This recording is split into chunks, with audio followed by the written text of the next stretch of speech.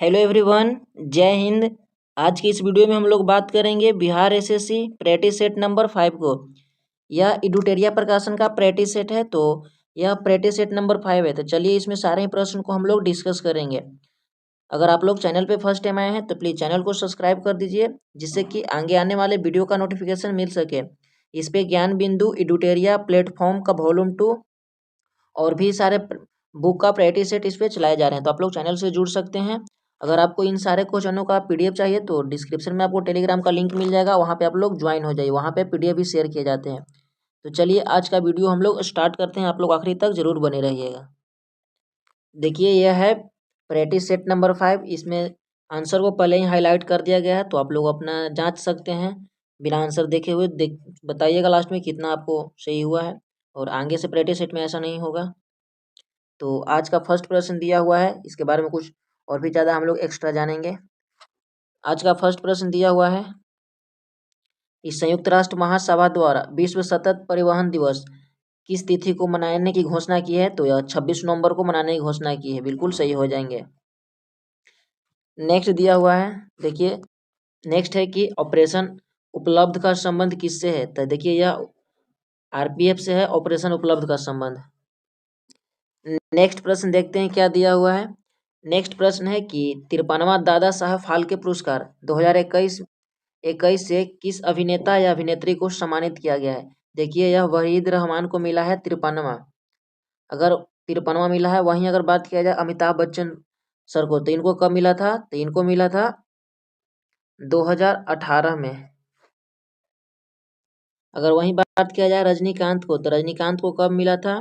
तो इनको मिला था 2019 में, दादा साहब फाल्के। और यहाँ आशा पारेख जी को मिला था 2020 में। तो हम लोग प्रश्न जो भी जगह अगर ज़्यादा इंपॉर्टेंट लगेगा तो उसका सारे ऑप्शन को हम लोग डिस्कस करेंगे, अन्यथा हम लोग इसे वन लाइनर के फॉर्म में पढ़ते चले जाएंगे।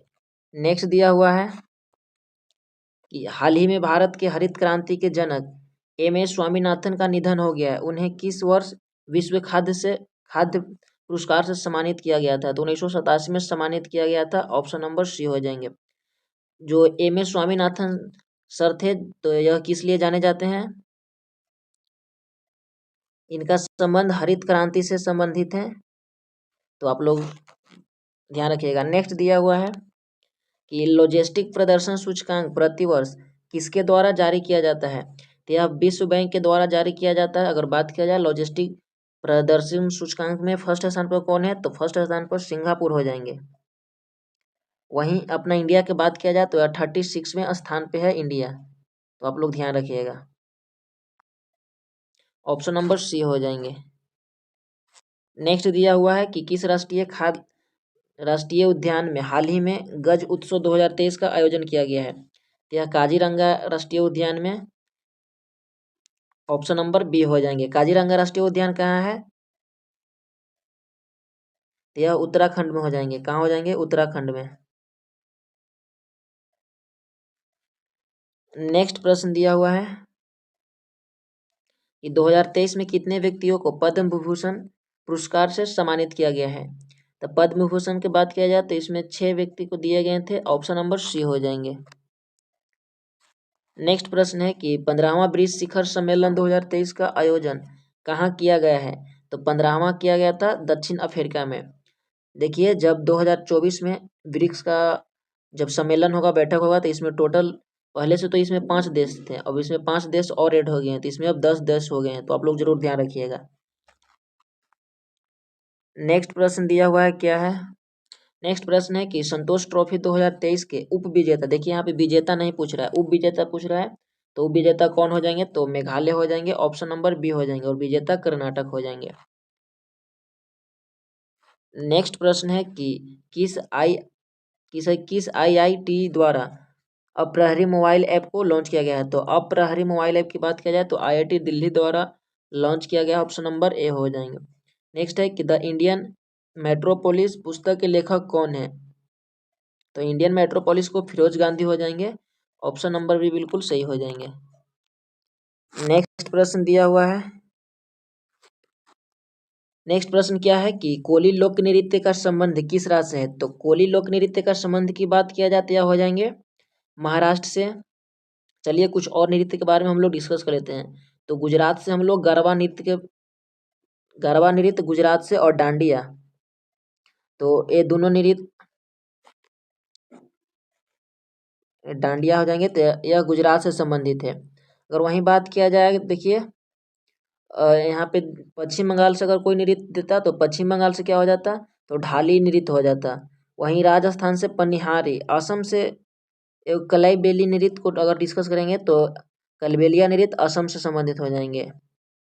गुजरात से हम लोग डिस्कस करें, गुजरात के अगर एक लोक नृत्य है तो वहाँ के डांस है जो तमाशा, बहुत फेमस है, तो आप लोग वो भी ध्यान रखिएगा।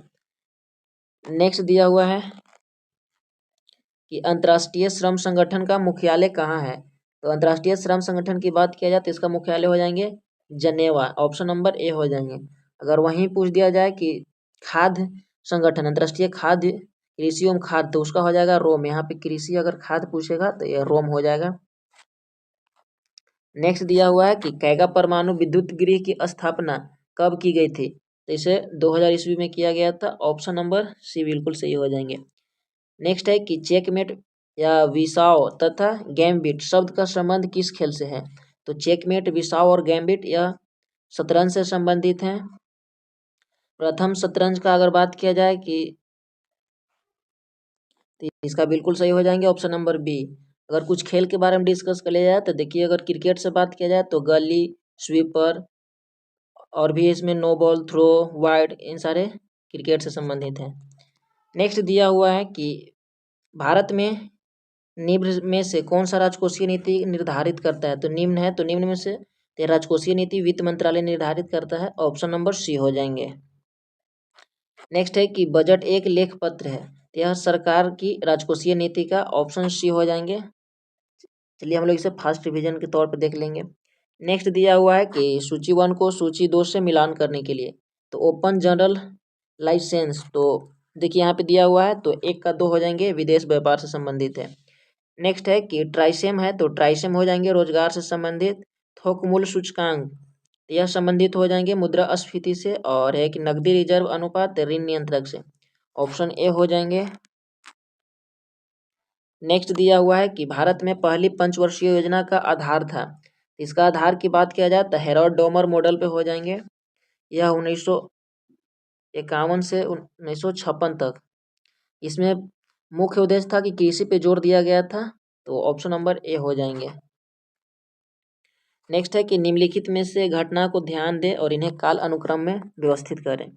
तो गरीबी हटाओ का नारा कब दिया गया था। तो देखिए, सर्वप्रथम बात किया जाए तो हरित क्रांति प्रारंभ हुए थे, उसके बाद में बैंकों का राष्ट्रीयकरण हुआ था 69 में, उसके बाद में गरीबी हटाओ का नारा दिया गया था। इस तरह से ऑप्शन नंबर बी हो जाएंगे।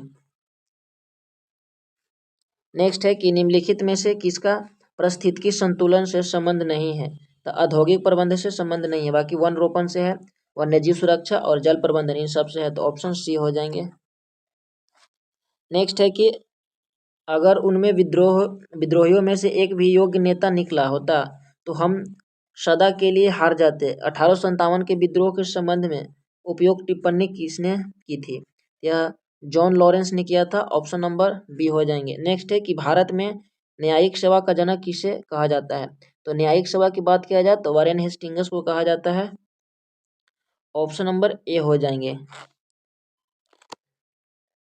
नेक्स्ट प्रश्न है कि निम्नलिखित में से किसने पटना सिटी में पीर अली के नेतृत्व में हुए विद्रोह को दबाया था। तो यह दबाया था कमिश्नर टेलर ने, ऑप्शन नंबर डी हो जाएंगे। नेक्स्ट प्रश्न है कि भारतीय राष्ट्रीय कांग्रेस का 37वां अधिवेशन जो गया में हुआ था, उस अधिवेशन की अध्यक्षता निम्नलिखित में से किसने की थी। तो देशबंधु चित्तरंजन दास ने किया था, ऑप्शन नंबर सी हो जाएंगे। नेक्स्ट है कि निम्नलिखित घटनाओं को कालानुक्रम में व्यवस्थित कीजिए और नीचे दिए गए कूट की सहायता से उत्तर चुनिए। तो सबसे पहले कौन सा हुआ था। तो देखिए, सबसे पहले हुआ था प्रथम विश्व युद्ध की समाप्ति, तो यह 1914 से 1918 तक चला था। उसके बाद हुआ था जलियांवाला बाग, यह हुआ था 1919 में 13 अप्रैल। उसके बाद हुआ था मोपला विद्रोह, उसके बाद हुआ था चौरी चौरा घटना। तो इस तरह से ऑप्शन नंबर सी हो जाएंगे। नेक्स्ट है कि बिहार के किस जिले में असहयोग आंदोलन के दौरान झंडा कांड हुआ था? तो यह हुआ था भागलपुर में। ऑप्शन नंबर सी हो जाएंगे बिल्कुल सही। नेक्स्ट है कि अकबर द्वारा किए गए कार्यों का सही क्रम कला अनुक्रमण में जो है इसे सरियाना है। तो सबसे पहले कौन सा कार्य हुआ था? कौन सा है? तो देखिए यहाँ पे हो जाएंगे दास प्रथा का अंत 1564 में, तीर्थ यात्रा यह हुआ था 1563 में, दास प्रथा 64 में और तीर्थ यात्रा 63 में हुआ था। अगर इसे सही क्रम में देखा जाए, देखिए इसका सही होगा ऑर्डर, दास प्रथा 62 में, 1500, तीर्थ यात्रा 63 में, दहसाला जो होता 69 में, 79 में, और इससे पहले जजिया कर समाप्त कर दिया गया था। तो इस तरह से ऑप्शन नंबर सी हो जाएंगे। नेक्स्ट है कि दारा सिकोह की सूफी मत से प्रभावित था? तो यह कादरी संप्रदाय से प्रभावित था। ऑप्शन नंबर बी हो जाएंगे। नेक्स्ट है कि निम्नलिखित में से कौन सा हड़प्पा कालीन नगर 3 भागों में विभाजित था? तो यह था धौलावीरा। ऑप्शन नंबर सी हो जाएंगे।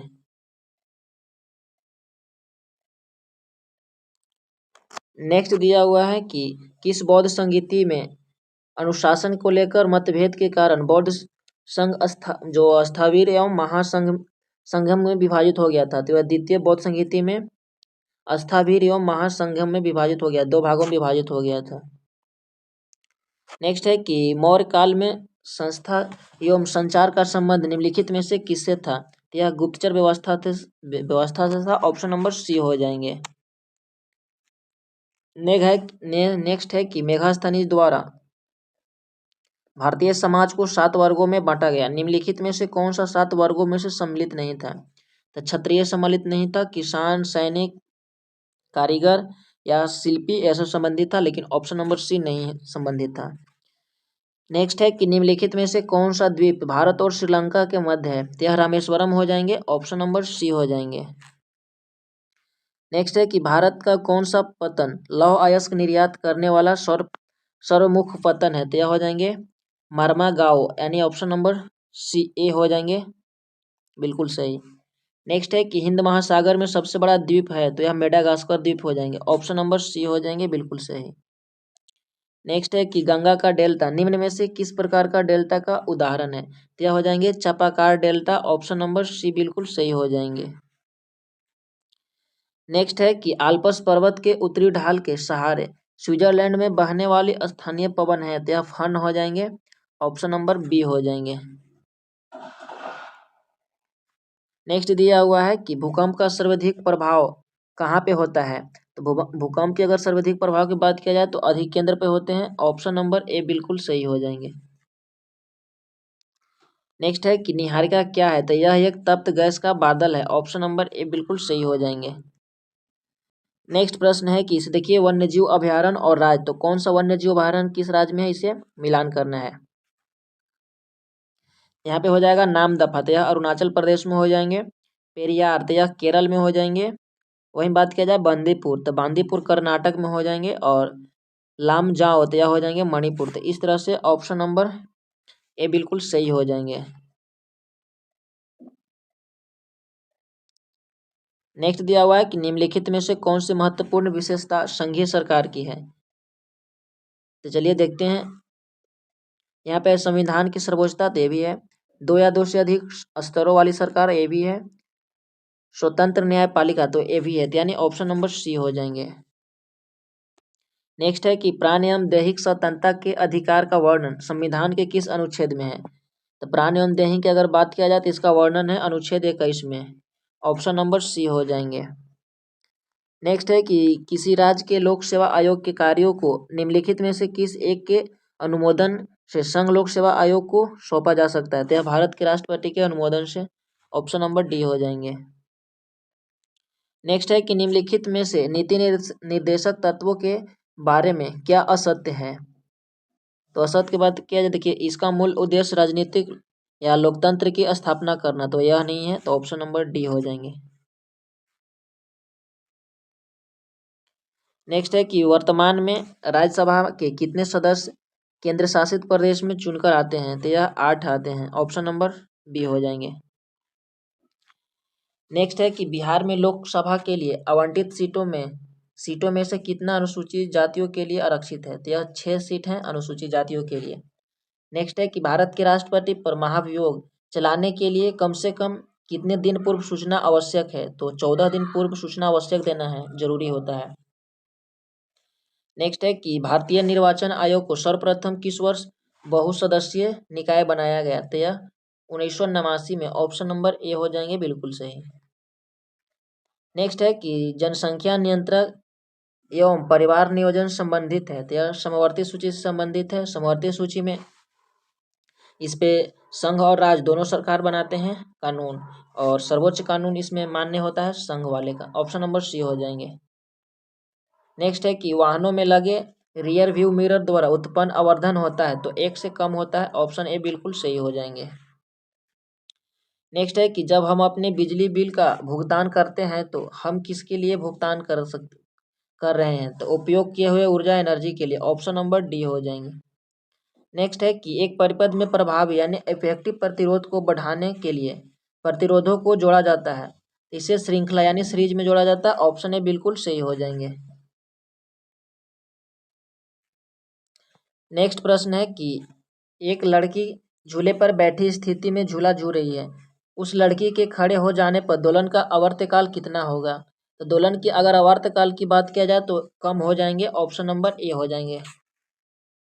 नेक्स्ट है कि रॉकेट गति के किस नियम पे कार्य करता है? तो यह न्यूटन गति के रॉकेट जो है न्यूटन गति के तीसरा नियम पे कार्य करता है, एक्शन रिएक्शन या उसे कहते हैं दूसरे भाषा में। नेक्स्ट प्रश्न दिया हुआ है कि जब 1 जूल का कार्य 1 सेकंड में किया जाता है तो शक्ति होती है, तो 1 वाट होती है। ऑप्शन नंबर बी हो जाएंगे। नेक्स्ट दिया हुआ है कि एक हर्ट्ज होता है तो प्रति मिनट 60 कंपन के बराबर। ऑप्शन नंबर डी हो जाएंगे। नेक्स्ट है कि निम्नलिखित में से कौन सा एक एंटीबायोटिक नहीं है?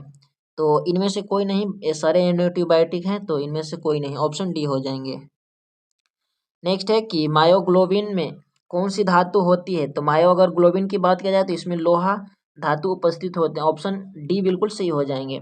नेक्स्ट है कि निम्नलिखित में से सही सुमेलित है? तो अपघटक बैक्टीरिया। ऑप्शन नंबर डी बिल्कुल सही हो जाएंगे। नेक्स्ट दिया हुआ है कि मनुष्य में क्या है कि अफ्लाटोनिक खाद्य विषकण द्वारा सामान्य कौन सा अंग प्रभावित होता है? अगर अफ्लाटोनिक टॉक्सिन की बात किया जाए तो अफ्लाटॉक्सिन खाद्य विषाक्तन में यह हमारे यकृत को प्रभावित करता है। ऑप्शन बी हो जाएंगे।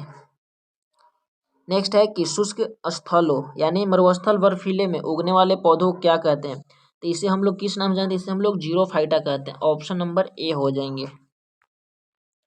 नेक्स्ट है कि टाइफाइड तथा कॉलरा उदाहरण है, तो यह जलजन्य रोग का उदाहरण है। ऑप्शन बी बिल्कुल सही हो जाएंगे। नेक्स्ट है कि मानव आंखों के किस तरंग दैर्घ्य की प्रकाश में सबसे सहूलियत अनुभव होता है? तो यह 5500 एंगस्ट्रॉम के तरंग दैर्घ्य में सबसे जो सहूलियत अनुभव होता है। नेक्स्ट है कि सौर ऊर्जा एटीपी में बदलती है, तो क्लोरोप्लास्ट में। ऑप्शन नंबर ए हो जाएंगे। नेक्स्ट है कि निम्नलिखित में से किस हार्मोन में आयोडीन मिली होती है? तो कौन सा हार्मोन हो जाएंगे? तो यह हार्मोन हो जाएंगे इंसुलिन। ऑप्शन नंबर डी हो जाएंगे।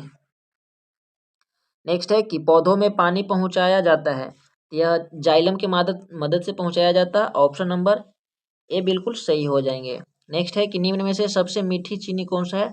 तो फ्रुक्टोज है। ऑप्शन नंबर ए हो जाएंगे। नेक्स्ट दिया हुआ है 72 कि निम्नलिखित में से कौन सा विस्फोटक नहीं है? यह हो जाएंगे नाइट्रोक्लोरोफॉर्म। ऑप्शन नंबर सी हो जाएंगे। नेक्स्ट है कि फायर अलार्म में निम्नलिखित में से किसका उपयोग किया जाता है? तो फोटोसेल का उपयोग किया जाता है। ऑप्शन नंबर सी हो जाएंगे। नेक्स्ट प्रश्न है कि पुलिस द्वारा नशे में गाड़ी चलाने वाले की सांस की जांच के लिए फिल्टर पेपर पर क्या होता है? तो पोटेशियम डाइक्रोमेट सल्फ्यूरिक अम्ल की मदद से उस पर चेक किया जाता है, ग्राफ बनने लगता है। और आज का आखिरी प्रश्न है कि बादल और वायुमंडल का तैरना किस कारण होता है? तो यह विस्कोसिटी यानी सहनता के कारण।